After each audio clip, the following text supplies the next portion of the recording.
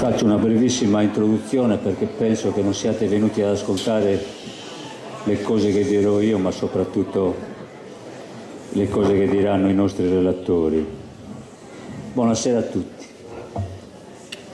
Grazie per la vostra presenza. Grazie anche a nome dell'associazione Nino Carus che ho l'onore di rappresentare. Un saluto e un particolare ringraziamento a Gian Antonio Stella. Tutti conosciamo il giornalista, lo scrittore di tanti libri di successo, leggiamo i suoi articoli e i suoi libri. È un gradito ospite della comunità di Macomer, del Marghine e della comunità di tutti i presenti. E salutiamo e ringraziamo Renato Soru, Giacomo Mameli, che ha il compito di coordinare questo incontro di questa sera. Renato Soru e Giacomo Mameli non hanno necessità di particolari presentazioni perché li giocano in casa, come suol dirsi, e hanno partecipato ad altre iniziative e incontri organizzati dall'associazione Nino Caruso. Li ringraziamo per la loro disponibilità. Ringraziamo come sempre il direttore del centro servizi culturali che ci ospita sempre con grande cortesia. Credo che valga la pena fare gli incontri in questa sede. Ringraziamo infine l'ultimo saluto e l'ultimo ringraziamento alla libreria MP che mette a disposizione i libri di Gian Antonio Stella. Voglio ricordare, prima che me ne dimentichi, che c'è anche un libro di Giacomo Mameli che è uscito questi giorni. Il titolo è Il forno e la sirena, che è stato scritto in occasione di 100 anni di questo Vittorio Palmas, noto Cazzai, che ha 100 anni, e mi diceva Giacomo Mameli che ha munto stamattina le sue pecore, quindi insomma le vacche.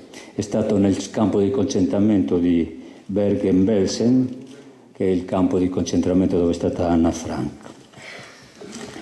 Bene, torniamo al nostro libro, Vandali, l'assalto alle bellezze d'Italia. È il libro inchiesta pubblicato nel 2011. Sembra lontano, ma il libro è molto attuale. Forse oggi più di ieri, che mi ricordo nel 2011 e anche nel 2012 ha suscitato un grande interesse in ogni parte d'Italia. Io l'ho letto molto volentieri, con molta attenzione, probabilmente bisogna rileggerlo. È un'autentica enciclopedia, una piccola enciclopedia degli scempi commessi contro le bellezze d'Italia. Non è una frase mia, riprendo una frase contenuta in tante recensioni fatte su questo libro. È una forte denuncia contro il degrado, l'abbiamo scritto nella locandina, l'incuria, l'abbandono in cui si trova il nostro inestimabile e sterminato patrimonio culturale, artistico e paesaggistico. Questo a nord, nelle isole come nelle regioni del centro. Ecco, oggi noi potremmo titolare il libro, se Stella ce lo consente, Vandali, assalto alle bellezze d'Italia e della Sardegna, che poi è anche il titolo dell'incontro di questa sera. Questo incontro è stato programmato da molto tempo, non una settimana fa, come ha detto qualcuno e ha scritto qualcuno. Esattamente nel mese di luglio, quando si parlava, molti sicuramente lo ricorderanno, degli interventi sulla costa di Borsa, di Tentizos, dei campi di golf e delle polemiche che ne scaturirono, non solo in Sardegna ma anche in Italia. L'idea è stata di Giampaolo Cadoni, che conoscete tutti, fa parte del direttivo dell'associazione, e la sua proposta è stata accolta subito con entusiasmo in termini molto positivi. Ecco, siamo partiti da qui, da Borsa, per programmare e attivare questo incontro con Gian Antonio Stella. E poi è nato il nuovo piano paesaggistico dei Sardi, il cosiddetto PPS, piano paesaggistico dei Sardi, approvati dalla Giunta regionale qualche settimana fa, mi sembra a metà ottobre. E poi le discussioni, le polemiche, le dichiarazioni sulle modifiche introdotte al piano paesaggistico, polemiche, discussioni che continuano e penso continueranno. E poi ancora, e purtroppo, i 16-17 morti, a cui va il nostro commosso pensiero.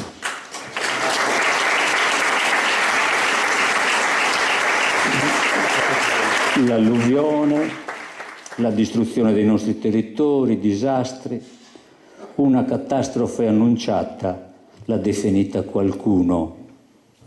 Ne ha parlato e scritto anche Gian Antonio Stella in un editoriale del Corriere della Sera dal titolo molto significativo qualche giorno fa. Urla inascoltate della terra ferita, era il titolo dell'editoriale di Gian Antonio Stella. Ecco, l'incontro per la presentazione del libro di Gian Antonio Stella, deciso e programmato nel mese di luglio, sì, nasce in questo contesto. Bosa, poi il piano paesaggistico e poi l'alluvione e i morti. Un incontro quanto mai tempestivo, appropriato e opportuno, hanno scritto un po' tutti sulla stampa, su Facebook. Per concludere, la nostra associazione non è un'associazione di parte, non rappresenta nessuna area culturale, area politica. È un'associazione plurale, rappresenta la politica e la cultura senza aggettivi e senza appartenenze.